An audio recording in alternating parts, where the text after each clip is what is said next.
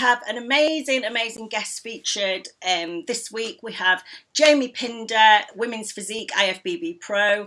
She's been to the Olympia how many times?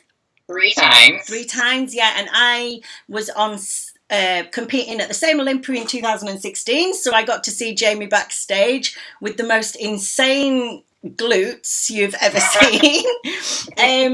And after following on from the interview with Juliana a couple of weeks ago, Jamie sent me an email. So I'm really grateful for you reaching out to me and Giles, because I think that this talk is going to be really helpful for people. So, yeah, in the email, you'd mentioned that you'd actually come up against having some health issues yourself. Yeah. You know, because of perhaps having to push the condition in this women's physique class. And just going back to what we were talking about a minute ago, because some of the stuff you were saying was really cool, just like your feelings about how things are going at the minute. Yeah, so I wanted to come on because, you know, when women's physique first came around, this was supposed to be a division that let women who had muscle showcase their beautiful muscular physiques, but also keep their femininity and still be women. And I feel like that was what I signed up for. And I wanted to help be part of what defined what women's physique was going to be. And I felt like for the first couple of years, we were going in the right direction. But I feel like we're going into a direction we're crossing the line of female bodybuilding again. And that's exactly what we were trying to get away from, because female bodybuilding was putting women in positions where they were doing things that were risking their health, and not only their health, but their femininity. And like you had spoken about with Juliana, one thing that really hit home for me was, you know, after bodybuilding, you have this life after. And if you either put yourself at a health risk and now you can't even do normal things in life because you've made yourself so sick, or even on just the surface, if you've made yourself have so many side effects that you don't want to go out in public because you have all these male attributes now, what kind of life are you going to live after that? I think you see more and more someone's opportunities in life. You know, I have friends as well that have kind of made mistakes early on in their bodybuilding, and they really regret it. They really regret it. And it makes me really sad. I don't want to see that happen to people. Right. And I think, so I know that myself, I am one of the most conditioned women on stage. I'm usually the most conditioned person on stage at a show. And that includes all the male bodybuilders. And I think this coming from me is so much more powerful than it coming from women who don't get quite as conditioned as I do. Yeah, because I think people will always think, oh, well, they're just making an excuse up because they can't hack it. Right. And I feel like in 2016, especially in 2016, I was put under a lot of pressure to come in with that crazy gnarly conditioning. And is it cool to look that way? Is it fun to look that way? In the moment, like I look fucking crazy, and that's amazing that I can get there. But what I've had to do and what I've had to sacrifice to get there are a lot of the things that nobody ever fucking talks about. And I feel like there are so many more women who are in the position I'm in right now, but nobody's willing to talk about it. And I am such an advocate for women and for women's health that if I didn't say something, I don't think I would be able to live with myself. And I really feel like with all of the pressure that we have to come in more conditioned, and now the girls are getting bigger and bigger too.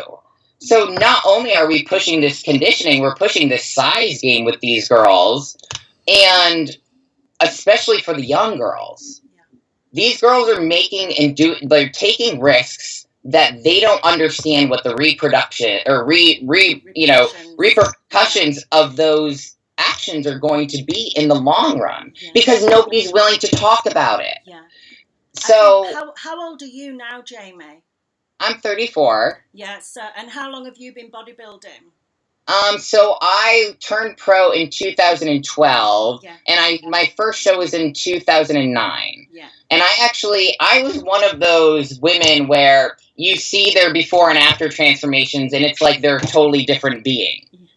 And for me, that was always like somewhere where I got a lot of pride, because I was able to go from bikini and jump right from bikini to women's physique. Yeah. And I made that leap, and I was able to make it in a very short amount of time. And I was very successful at the same time. And I think that my journey has, in some ways, hurt some girls, because they look at what I've done and they think it's okay, and they think that nothing bad is going to happen to them. And they think that it's something that's attainable without sacrifice with their health and with their femininity. Yeah. And it's not. I had to, like, I'm in a position now where I'm just feeling the repercussions of some of these things that I've had to do in order to transform myself into that way. Yeah. And I think that it's important for me to speak out about it, because I've been one of those girls who, in my prep, I've got the blinders on. I'm willing to do anything it takes to win. Yeah. I'm willing to do anything it takes to get to be, successful in this sport. And I think so many young girls, I'm so concerned for them, because they're doing the same thing, and they think that none of this stuff is going to catch up with them, or it's not going to happen to them. And when they see someone like myself, who I continue to I continue to do well every year, or keep on doing better every year, it's like I'm motivating them to continue to do those things. And I don't want to do that. Like, that's like, I want these women to actually still be women at the end of the day. And I feel like the direction that they've been pushing this division in, we're going the complete opposite direction of what it was created for in the first place. Yeah. And it's becoming dangerous. Yeah. And I think the thing is, it's gonna really shorten the amount of time that these girls can compete for. Yes. I mean, like, I've competed for like 11 years. Yeah.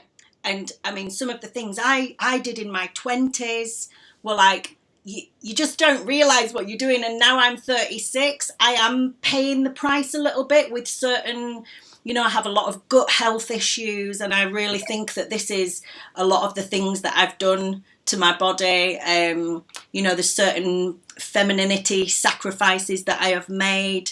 And and your perspective changes. So, like you say, when you're like in that tunnel vision, you don't want to listen to what anyone else says. You think that they're trying to like stop you or pull you down from achieving what you want to achieve. So, I don't know what advice could you give them? Like, just to slow down, or my best advice is, and I really hope that more of the high level pros will come out and talk about this too. Yeah. And I hope that more of them feel the same way that we do about where the division is going. And I really hope that they're willing to stand up and say something, like the way that Juliana and myself are, and yourself. Because you see these women who, like, they compete for a couple years and they do great, and then all of a sudden they disappear. Yeah. And people you wonder, where do these women go? This is what's happening to them. Your body doesn't respond anymore. When you have to try and push it in really uncomfortable places, it'll only do it for a year or two, and then the next time you try and prep, nothing works. Right. And then that's when you get to that point where you keep on having to push more and more, because the minimum isn't working anymore. Yeah. Or what you had done in the past isn't working anymore, because your body has adapted to that. Yeah. Especially those girls who are staying in crazy condition year round. I see some of these girls who are in their 20s and they're saying shredded all year round. Yeah. I don't think they understand the repercussions of that on their reproductive system. Yeah, I think And it's going to be very hard to compete again. You know, if they right, once they have some time off and the hormones try and readjust, that could take like a year to 2 years to balance back out again. right. And what I would really like to see happen, obviously, is for the judging to go in a different direction. Yeah. I just had one competitor, a pro competitor that's doing Tampa, reach out to me, and she's having a hard time getting her glutes striated. And she's trying to ask me, okay, Jamie, like your glutes are always crazy. What do you do to get those glutes? And I explained to her like what I usually do to get those glutes, but I said, listen, like I'm not on stage in Tampa in the next 2 weeks because this is what I've had to do in the past. Yeah. I'm so fucked up this year that because of everything I've had to do that I can't compete with you on that stage. Yeah. So like don't worry about like your physique. She's got exactly what women's physique should be. She's got all the shape, she's got the lines, she's conditioned but not shredded, and she is like one of the girls that is like what I think women's physique should be. And just like how Juliana looked back in like 2012, Yeah. nice round full very feminine shapes but not striated everywhere. Yeah. And I think it's when and again, she's 2 weeks out from her show, and she's trying to figure out I'll do anything. What can I do to get those striated glutes? Yeah. And in my opinion, I don't think women's physique should have striated glutes. No. I don't think that should be something that we should push for. But the written criteria says there should be no striations. There should be nothing. Right. Nothing should be able to be described as ripped, shredded, dry.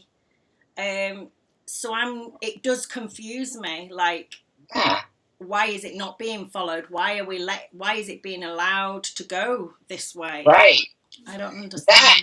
And I think that if all of us women as competitors, especially the high level competitors, like if we can all work together to not let anyone step on that stage with striated glutes, then they have no choice but to reward someone who doesn't have striated glutes. Yeah. So I really think, and this is why I wanted to come out, because yes, if Juliana says something, everyone kind of talks about it. But if you get a group of women who are advocates in this sport to all come together, then we can really change something and we can make a difference. But if it's just one or two people doing nothing and just kind of saying a couple things, nothing is going to happen, and it's going to keep on going in the same direction. Yeah. So I really hope that the women who are at the Olympia this year, I really hope that they can take this message and really apply it to what they're going to showcase on that stage. Because yes, the judges have control over who they pick as the winner and what kind of look they're going to go after. But as competitors, we can also only give them what we want to give them. Yeah. So if we aren't giving them bodybuilder lean physiques, they can't reward that. So I really think that this goes way beyond just what the judges can or cannot do or where they're pushing the sport. Us as competitors, we can be the ones that define what this is going to be. So by having the high level competitors not come in crazy conditioned, that's a way that we can tell the IFBB without really saying anything that this is how we want the division to look. Yeah. This is where we want it to go. Yeah. And for those that I really applaud Juliana for sticking to her values and sticking to her values of what this division was supposed to be and what she thinks is acceptable for her physique. Yeah. Because I think that so many times we allow the judges to tell us what we should be, which we should really be telling the judges, this is what we want the division to be. This is for us. Yeah. So I think that we can all do something to make it so that like the girls don't have to go through this anymore. But I think it's going to take all of us working together to do it. Yeah, I've had lots of messages from yourself and then other girls as well. I've spoke to other girls previously, Yeah. and the way they were speaking, they were kind of hinting that this is how they felt, but I think they Mm-hmm. didn't feel comfortable saying it openly. So it, for me, this is incredible to have people that are speaking about this. And like with you said, were you going to see a specialist the other day as well for your hormones and stuff? So I've been going through. I've been seeing a lot of different. I've had to see a lot of different specialists, a lot of different tests. Basically, what has happened is because I stayed so conditioned and because I got so conditioned, my body no longer produces progesterone. And for a very long time, I was totally okay with, well, I've always been a woman that I don't want kids. Yeah. So knowing now that I've made myself infertile, I can live with that part. But the thing that's concerning to me is now because I have not been, your progesterone makes you have your period. So I no longer menstruate, and I haven't for a couple of years now. And I always thought to myself, oh, I hated getting my period anyways. I'm an athlete. This happens to athletes all the time. And I kind of didn't really pay much attention to it. And now I've come to a point where the buildup of my uterine lining is actually causing a health risk for me. So I actually have to get surgery to have everything that's inside my uterus removed. And there is a very high possibility of like cancerous activity in there. And so what you do in this sport to your body has real repercussions, and it can really affect your longevity, and it really can affect whether or not you have children or not. I'm okay with never having kids. I've never wanted them, but I would hate to see that 20-year-old girl who has been pushing the conditioning for too long and hasn't been paying attention to her reproductive health. And then 10 years down the line, she meets Prince Charming, and guess what? He doesn't want to marry her because she can't have kids.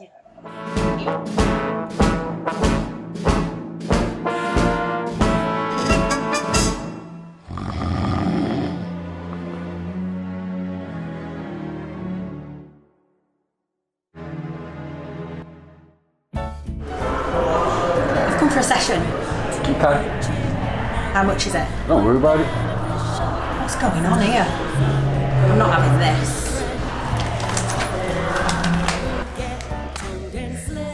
What's that? Amino Spark? That's exactly what it is. Amino Spark. Turn around and flex that back. We'll grow old, but we'll stay toned, and the gym will be there till the end. I'll never be pear-shaped. These racks won't lose their shape. Dumbbells are a girl's best friend.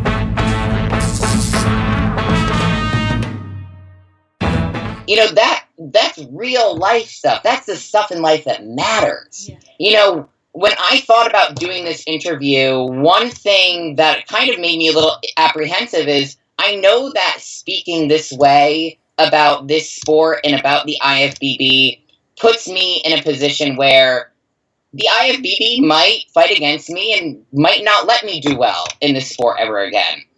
But what's way more important than any Olympia placing is the impact that I can have on saving other girls' lives and saving their future.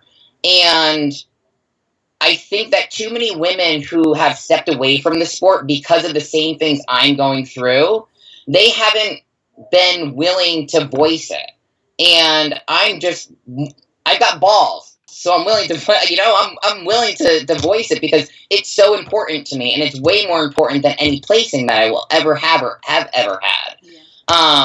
Because this may be something that completely changes the course of my life. It's already completely changed the course of this year for me.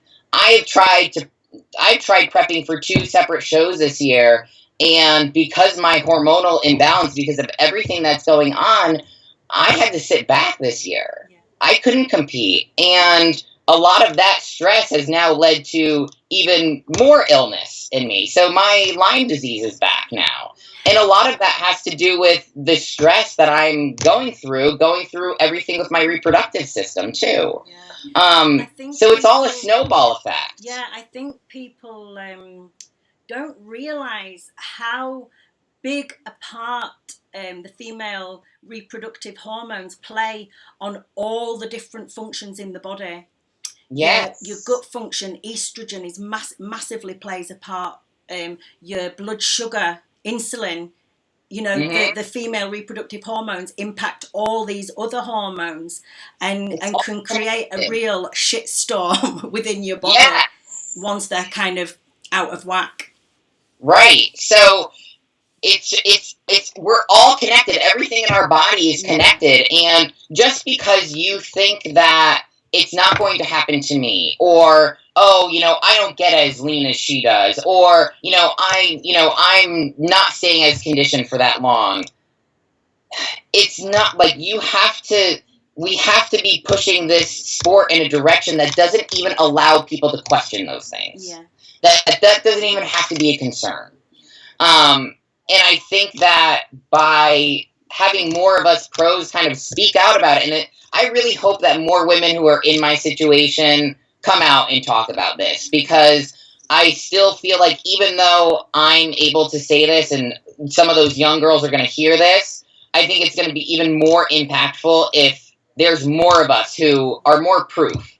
Because when it comes to what we do with our bodies and the chemicals that we take or the things that we do or don't do when we're in prep to get conditioned, I think that like so many of us are, we just have that Superman complex, where you just put the blinders on, and it's not healthy, and it's dangerous, and it's not worth a placing. It's not worth a plastic trophy. It's not. It's your livelihood and it's your future. And it's, like you and Juliana said in your interview, it's your femininity. That's something that, you let go of that. You're not gonna get that back.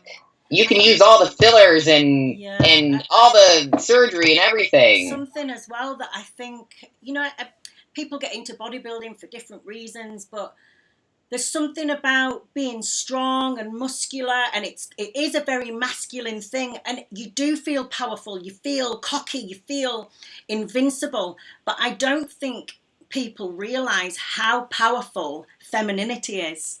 When you are really, really like in touch with your femininity, it's one of the most powerful things that you can own as a woman and have. So to completely destroy that, it will cause psychological problems down the line. It really will. Absolutely. I mean, it's even caused like psychological problems in me this year. I mean, I can't do the thing that I love so much this year. Yeah. I love to compete. I love being on stage. It is my passion. It drives me. And because of what I've done to get the conditioning that they're looking for from me, I'm in a position where I can't do the thing I love to do. Yeah. And granted, I've done this to myself. I've made the choices to do these things. But that's depressing, to not be able to do what you love. So it definitely has, even though it's mostly manifested in very physical ways for me, so much of that is mental. Because it's a struggle for me every day to see all the clients that I prep for shows and going to these shows and seeing other competitors. I want so badly to be able to do a prep, to be back on stage again. And I can't. I just physically can't do it this year. And that's a huge blow to me mentally. And I think any high level athlete is going to say that too. If this is something that you're passionate about and you've fucked yourself up so bad hormonally that you can't do it, God, that is a mental mind fuck you got to deal with. Yeah. And it's a big one. So and that, your mental state, that affects your relationships. That affects your work. That affects everything in your life. So I really feel like this has real world and real life impact and consequences here. And I think too many of the girls, they're just they're too willing to put a blind eye to it. Yeah, I agree. And the thing is as well, it doesn't just stay in the pro league. It filters down into all the amateur federations all around all the different countries. There's girls that are just starting out. They haven't even got their pro card. They probably don't even have the genetics to get the pro card, and they've already done things Right. that's kind of irreversible. Right. Because it's kind of Or have chasing, compromised their health. looking up to maybe the pros and stuff. So, I think if girls can go slower, take the time. Mm-hmm. It's a sport that takes a long time to gain a good physique, get blood work done, all the time. Take time off. I think one of the biggest mistakes I made was to feel pressure to compete every year. And probably every second, third year, I should have had a full year off. Yes. And let the female hormones I completely agree. Resettle. That was definitely, looking back, that was like my biggest mistake. Yeah. And I feel that, I think that the girls need to be more, they need to be okay with showing up on stage without having those striated glutes, and just showing up on stage with something that makes them still feel sexy and still feel like a woman, and still, I'm all about being an athlete, but don't forget that other part of you. Don't forget that femininity in you. And I know a lot of times when you're deep in prep and you're like, you've got those blinders on, you kind of don't even think about that part of yourself. Yeah. And I think it's so important for us we need to keep that, especially like after the sport once you're done with the sport, you want to make sure that you still have that in you. Yeah. And I think you're right. Like, taking the time off is so important. These girls who are competing show after show, that's another reason why your hormonal balance gets off so much. If you're staying show lean or close to it for extended periods of time, you are messing with that hormonal balance for that amount of time, and for your body to correct that after. I mean, that can, like you said, it can take a year, 2 years. Who knows? If at all, like with the problem you're having. Yeah. That progesterone isn't coming back. It's like. Right. Exactly. So I just, I just really hope that some girls, it was scary for me to kind of like put all my stuff out there and for everyone to kind of know what's going on with me, but it's way more important to me to save some girls than to care about what people think about my health issues or what I've done. I just hope that me being willing to step out and say these things will help drive girls into the right direction, and that will also help drive the IFBB to judge in the right direction. Yeah. Because I think that there are going to be those girls who, no matter what, and no matter who they're listening to, and no matter what pros say that they're against what's going on, they're still so motivated by their placing and doing well that they are still going to do whatever it takes to give the IFBB exactly what they want. Yeah. And I think that we need to all take a step back and hopefully work together to really bring that feminine look back, and to bring what women's physique was meant to be back to the sport, because that's what we signed up for. We signed up for that flow. We that nice flowing physiques, nice full muscles, and some separation, but not striation. And if we can step away from that and bring women's physique back to what it was meant to be, well, then we can continue to have competitors that, like Juliana, are competing for 19 years. Yeah. I think otherwise we're going to have a turnover of like girls every 2-3 years. There's going to be new girls, because it can't continue. You can't continue at that kind of level of condition year after year. Right. And I get a lot of people that ask me, they're like, well, why are they judging the shows this way? Why are they rewarding those female bodybuilder physiques? That is a great question. I really hope that someone in the IFBB or somewhere along the line, some judge is going to tell us why. Yeah, it's bizarre. I find it so strange. It's like it's like no lesson was learned with the female bodybuilding. So we're repeating history. Are we trying to get rid of it? Yeah. I don't know. But why create a division that you're going to very quickly get rid of? If they made women's physique so that it was not what female bodybuilding was, well, that's exactly what it's turning into. And if they're just going to phase women's physique out like Juliana kind of thinks that they're doing, why even create it in the first place? Yeah. It just doesn't make any sense to anyone.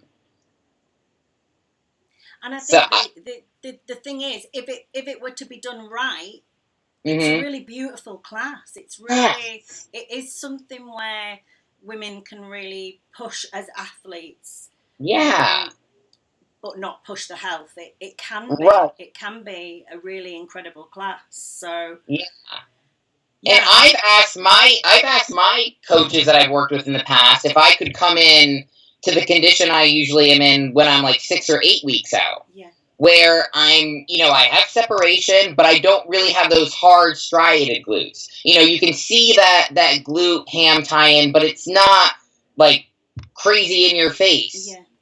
And I have always been told that I would not do well if I showed up on stage like that. Yeah. And to me, when I have those, like, when my legs are nice and full like that, when I still have definition but not striation all over my glutes and my quads and everything, to me, that's way more beautiful and that's way more sexy than the look that I bring to the stage. Yeah. The look that I bring to the stage, it's freaky and it's cool, but do I think it's really what women's physique should be? No, I think that, like, my look when I'm at, like, 6 to 8 weeks out, that's what women's physique should be. That's beautiful. Yeah. And that's where I think that if I ever do end up stepping on the stage again, that's how I want to show up on stage.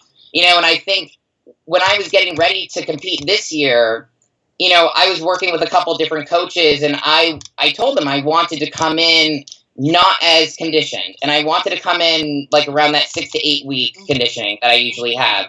And one thing that they told me was, you're not going to do well, Jamie. And that's sad because I still look fantastic. Like, it's still the same shape physique. Yeah. It's sad that, just like Juliana, she asked the judges if she can bring in that conditioning from 2012 this year, and they said, no way.